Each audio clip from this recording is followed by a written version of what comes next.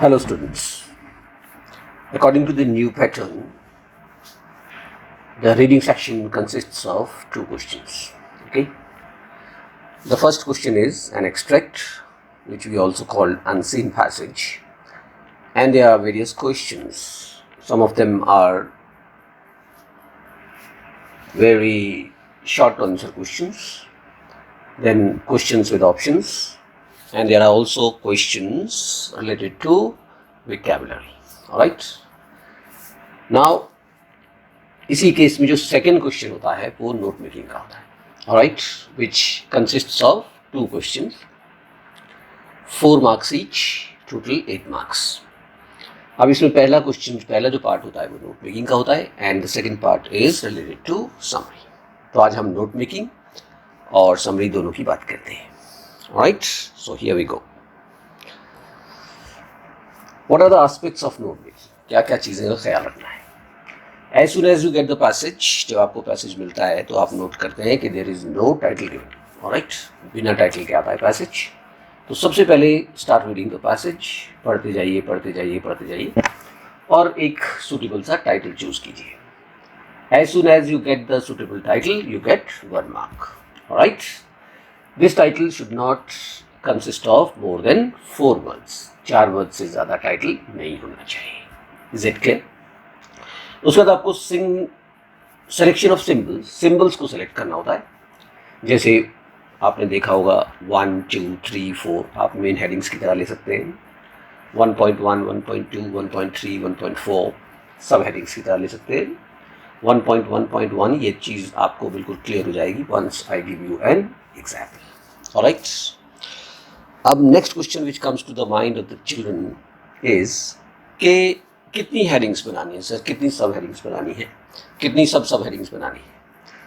अब इसमें सिर्फ एक चीज़ है विच हैज़ बीन मैंशन्ड और वो है main headings. Alright, main headings should not be more than 5, maximum 5 हो सकती है और मिनिमम 3, यानी 5 से ऊपर जाएंगे आप तो the note making will be lengthy and lengthy note making is not good note making, remember. Right, तो मिनिमम 5 होनी चाहिए और मैक्सिमम 5 एंड मिनिमम 3. ठीक है, 3 से कम रहेंगे तो मार्क्स कटेंगे, 5 से ऊपर जाएंगे तो भी मार्क्स कट जाएंगे आपके. Alright, number 5 is dominated by incomplete sentences. अब मैंने यहाँ डोमिनेटेड लिख दिया है. यूजुअली क्या होता है कि 2-3 सेंटेंसेस बच्चे कंप्लीट बना भी देते हैं तो एग्जाम में यूजुअली मार्क्स काटते नहीं हैं, लेकिन अब इस डोमिनेटेड बाय को तो भूल ही जाइए. ठीक है, it would be better if all your sentences including the title are incomplete sentences. ठीक है, complete sentence मत बनाइए और incomplete sentence बनाना वैसे बहुत आसान होता है. ठीक है, एक सेंटेंस में से आप हेल्पिंग वर्ब्स वगैरह रिमूव कर देंगे तो incomplete sentences बन जाएंगे अपने आप. ठीक है, तो examinations have been started, अब examination started, have been उड़ा दिया तो incomplete sentence बन गया. तो सारे सेंटेंसेस इनकम्प्लीट होने चाहिए, ये याद रखिएगा. और finally use of recognisable abbreviations with a की. जब आप पूरा नोट में बना लेते हैं तो एक ब्लॉक बनाना है और उस ब्लॉक में आपको की टू एब्रीविएशंस लिखना है. ठीक है, जिसमें आपने कौन कौन सी एब्रीविएशंस यूज़ की हैं, you have to write those and you have to write the full form of those abbreviations also. Is it clear? So these are the 6 main aspects of note making. Alright, अब ये जो मैं main heading वगैरह समझा रहा था तो एक बार और ऐसे करके मैंने लिख दिया है. तो क्या करना है, what is the pattern, title लिखना है, उसके बाद मेन हेडिंग नंबर 1. अब उसके बारे में जो आप बताएंगे कॉलन देखिए. ठीक है, colon is also very important. सबसे पहले आप ये टाइटल ले लीजिए, टाइटल के बाद 1. अब यहाँ ये colon is very important. Right, अब ये कॉलन शोज कि भाई ये 1.1, 1.2 वगैरह इसके पॉइंट्स हैं. ठीक है, नंबर 2, पॉइंट नंबर 2 आ गया. इसमें फिर 2.1, 2.2, 2.3. सपोज यहाँ जाके आपको पता चलता है कि 2.3 जो पॉइंट है उसको एलिबरेट कर रखा है बहुत ज़्यादा and the information is very very essential. Right, इसमें थोड़ा सा मिस्टेक हो जाए, आई एम सॉरी. यहाँ पर भी कॉलन लगेगा. ठीक है, इस पर्टिकुलर जगह पर भी कॉलन लगेगा, जिससे पता चलता है कि आप 2.3 को इलेबरेट करें. ठीक है, तो ये हुई मेन हेडिंग्स 1, 2, 3 वगैरह वगैरह, ठीक है। ये हुई सब हेडिंग्स 1.1, 1.2, 1.3, 2.1, 2.2, 2.3 वगैरह, और एक मैंने सब हेडिंग बनाए हैं 2.3.1 और 2.3.2, ऑलराइट। तो ये होती हैं मेन हेडिंग्स, सब हेडिंग्स एंड सब हेडिंग्स, ऑलराइट। चलिए, let's move on now. Once you complete the note making, then key to the abbreviations, बीच बीच में आपको abbreviations यूज़ करनी होती है। अब फॉर एग्जाम्पल आपने EG लिखा है, ठीक है, और वहाँ आपने एग्जाम्पल पूरा लिखना है उसको, कि इट मीन्स एग्जाम्पल। IE लिखा हुआ है, इट मीन्स दैट इज, इसका मतलब है IE means that is. GOVT हम लोग लिखते हैं, सब जानते हैं आप लोगों में से, गवर्नमेंट। ये मैंने कुछ एग्जाम्पल्स दिए हैं अपनी तरफ से, alright, so that you may not face any problem, all right। तो all the aspects of note making are clear, I hope। तो चलिए अब एक एग्जाम्पल लेते हैं, right। read the following extract and make notes। अब यहाँ मैंने एक्सट्रैक्ट दे दिया और यहाँ पर मैंने नोट्स बनाने की कोशिश की। Is it clear? अब थोड़ा सा पढ़ना शुरू किया। It is an unpretentious structure tucked in the corner of Chandni Chowk. It would be missed by a passers-by, but for the chirping which gives away its unique mission. The Charity Bird Hospital is only one of its kind in the country. Many people arrive here daily with injured birds, which they may have found lying by the roadside. तो ऐसे मैंने शुरू किया और शुरू में ही मुझे पता चल गया कि ये जो पैसेज है, बीच में भी आप देखेंगे कि सारा का सारा पैसेज एक बर्ड हॉस्पिटल के बारे में, ठीक है। तो we take the title as charity bird hospital, ठीक है। यहाँ मेंशन भी है, जरूरी नहीं है कि ये एग्जैक्टली ऐसे करके मेंशन हो हर एक में, लेकिन ये देखो चैरिटी बर्ड्स हॉस्पिटल, और इसको मैंने टाइटल ले लिया charity birds hospital. Is it clear? अब इस वाले पर्टिकुलर पैसेज में एक प्रॉब्लम है, राइट। प्रॉब्लम शुरू में ही आ गई। जैसे अब मैं लेता हूँ इट से लेकर, right, I am taking this from it, beginning from it and ending eight country, one of its kind in the country।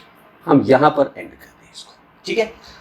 अब जब यहाँ एंड करना है हमने, तो यहाँ से यहाँ तक एक नोट बनाते हैं। तो यहाँ हमने देखा कि structure tucked in the corner of Chandni चौक।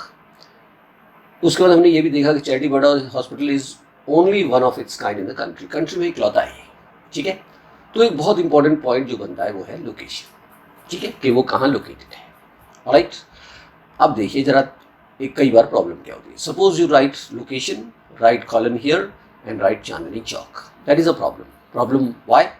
क्योंकि किसी भी मेन हेडिंग में एक सिंगल सब हेडिंग नहीं हो सकता, रिमेंबर दिस, ठीक है। तो अगर आपने लिख दिया location colon Chandni Chowk, it would not do, alright. तो इसका एक ही सॉल्यूशन है, लोकेशन एंड फीचर्स। एंड आप वो एस वाला भी लिख सकते थे, उसमें एब्रीविएशन में काम आ जाता। खैर, लोकेशन एंड फीचर्स, एंड आप तभी लगाएंगे जब बहुत एसेंशियल हो। और क्योंकि देखिए लोकेशन चांदनी चौक हम लिखेंगे तो एक ही बन जाएगा। दूसरा केस ये है कि let's avoid it, but we can't do that because the information is very very essential, right, बहुत एसेंशियल है। तो हमने एंड लगाया और फीचर्स और ले लिए, ठीक है।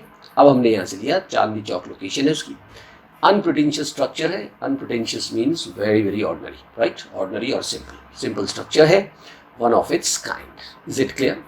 Now let me remind you about one more thing. अब देखिए इन्होंने जानबूझकर एक वर्ड यूज किया हुआ है यूनिक, और उसके बाद वन ऑफ इट्स काइंड। देखा पैसेज में दो। अब कई बच्चे वन ऑफ इट्स काइंड भी लिख देते हैं और यूनिक भी लिख देते हैं 1.4 करके, ठीक है। That there will be a problem, that's why कई बार जानबूझ के ये लोग क्या करते हैं, हम लोग पैसेज में एक इस चीज़ को रिपीट कर देते हैं, but don't repeat anything in the note making. Is it clear? The first one is clear. Now let's move on to the next one. अब यहाँ से लेते हैं हम लोग, यहाँ से शुरू करेंगे अगला note. Many people arrive here daily with injured birds, and they may have found lying by the roadside. After quick inspection, an attendant makes a simple entry in the register, name of the person, kind of birth, date, and admits the patient for treatment free of cost. The bird then becomes the sole responsibility of the hospital. The ailing bird is administered first aid and then kept in an isolated cage. Often medication and proper care is all that is needed. After the wound heals, the bird is moved to a common section with other birds of its kind. Soon it will be healthy enough to fly away, but may keep visiting the terrace for food and water. Right? Now we have started from many people. Clear? And we have ended at food and water. ठीक है, इसमें एक ही बात है, अगर आप ध्यान से देखेंगे तो इसका एक बहुत अच्छा सा नोट बन जाएगा। अगर हम इसमें देखा कि क्या होता है once the bird is brought here, तो what is the procedure of the treatment, right. तो हम यहाँ सारा का सारा प्रोसीजर की बात की, प्रोसीजर की है। अब बहुत शॉर्ट में इन चीज़ों को लिखना है, याद रखिएगा। अब इसमें लिखा है many people are here, don't try to copy all these things. इसमें हमें पता चला कि injured bird is brought first, right. Brought is नहीं लगाया मैंने, injured bird brought incomplete sentence है, ये लाया। उसके बाद आते ही उसमें वो कहता है कि कुछ एंट्रीज की जाती है, right. Simple entry in the register, मैंने लिखा एंट्रीज क्या क्या होती है। Name of the person who brought, जो लाया था, काइंड ऑफ बर्ड, एंड की जगह हमने एटसेट्रा लगा दिया। हमारे पास एक मौका लगा एब्रीविएशन बनाने का। Is it clear? तो अभी तक हमारे पास दो एब्रीविएशंस हो गई हैं, स्ट्रक्चर के लिए STRUCT एंड एटसेट्रा के लिए ETC। Is it clear? चलिए, उसके बाद प्रॉपर केयर एंड मेडिकेशन। अब इसमें दुनिया भर की बातें लिखी हुई हैं, वो आपको सब कुछ लिखने की ज़रूरत नहीं है, लेकिन इसमें एक बहुत ही सॉलिड सा फ्रेज है, often medication and proper care is all that is needed. इसलिए जब एंट्रीज आया, एंट्रीज में सब हेडिंग बनाई हमने, name of the person who brought, kind of bird etcetera, और number 3 proper care and medication. ये सारी की सारी बातें इससे कवर हो जाती हैं, सारी की सारी। Is it clear? चलिए, now we move on to the third one. The work began way back in 1929 in a small one-room structure. When Lala Lachhumal Jain, along with others, decided to start a medical facility for birds, a few years later it became increasingly difficult to treat the large number of birds being brought. In 1957, the present building was inaugurated. Right? अब अगर आप इसमें देखेंगे तो कुछ dates दे रही, 1929, 1957. Alright? अब हम इसमें क्या कहेंगे, प्रोग्रेस और हिस्ट्री लिख सकते हैं, history of hospital, progress of hospital, right. तो आप इसको अपने आप ट्राई करेंगे, लेकिन मैं हिंट देता हूँ कुछ, जैसे 3.1 में लिखेंगे, इसके आगे एरो लगा सकते हैं आप लोग, एरो लगा के 1929, राइट। और यहाँ पर क्या हुआ, started by Lala Lachhumal in one room structure, ये पहला पॉइंट हो जाएगा। उसके बाद बीच में कुछ मत देखिए, 1957 सेकेंड पॉइंट हो जाएगा। क्या हुआ था वो यहाँ लिखिए, ठीक है, present building inaugurated. Is it clear? अब ऐसे ही फिर आगे जब आप बढ़ते हैं तो 1968 डेट मिलेगी, ये थर्ड वाले में लिख लीजिए, राइट। हालांकि मैंने 3 ही लिखे, लेकिन इसके बाद एक और डेट है 1992, लेबोरेटरी वाज सेट अप। तो ये सारे के सारे दे रखे हैं, आप 4 डेट्स लिखिए और उन डेट्स के आगे क्या क्या हुआ था ये मेंशन कर दीजिए। This point will be very nicely covered. Is it clear? उसके बाद number 4, drawbacks of the hospital. मैं नहीं बताऊंगा कहाँ है, आप अपने आप ढूंढेंगे यहाँ से, और हॉस्पिटल के ड्रॉबैक्स लिखेंगे अपने आप, ठीक है। ट्राई दिस 1, और उसके बाद पूरा इंडिपेंडेंट है, आप इस वाले पॉइंट में से 5th बना सकते हैं, इसमें से 5th बना सकते हैं। तो एक और पॉइंट बना दीजिएगा यहाँ पर, 5.1, 5.2, 5.3, 5.4 ज़्यादा भी हो सकते हैं, I have no problem with that. Is it clear? ये बनाइए, राइट। उसके बाद की टू द एब्रीविएशन है ही है, इंजर्ड स्ट्रक्चर मैंने लिख ही दिया है, ठीक है। उसके बाद 2-3 और जो आप बना सकें वो बनाइएगा, and that will be the end of your note making. I hope everything is clear by now. Is it clear? जो काम मैंने नहीं किया है, जो छोड़ दिया है, वो आप अपने आप ट्राई कीजिएगा, right. Finally let's move on. What about summary, aspects related to summary. सबसे पहले इंपॉर्टेंट चीज़ ये है कि ये सेकेंड क्वेश्चन होता है, इसमें A, B 2 पार्ट्स होते हैं क्वेश्चन के। फर्स्ट में नोट मेकिंग के लिए होता है, और B पार्ट जो है वो समरी का होता है। नोट मेकिंग से पहले समरी कभी मत बनाइएगा, फुल मार्क्स कभी नहीं मिलेंगे आपको। Is it clear? क्योंकि समरी लिखने के कुछ रूल्स होते हैं। क्या रूल है? पहला, should be created from self made notes. जब आप नोट्स बनाते हैं उसके बाद समरी लिखते हैं तो ये बिल्कुल क्लियर कट साइन है एक एग्जामिनर के लिए कि आपने अपने ही बनाए हुए नोट्स से समरी लिखी है। Is it clear? तो सेल्फ मेड नोट से बनाना ही। Language should be original, do not copy from the passage. ठीक है, तो ओरिजिनल लैंग्वेज है, कॉपी नहीं किया है आपने, और अगर सेल्फ मेड नोट से बनाए तो you will get full marks in summary, right? These are the points which you have to take care of, right? You may write this summary after making the notes and send those to me. Okay? And your questions are welcomed. If you have any other problem in note making, please let me know. Thank you. Have a nice day.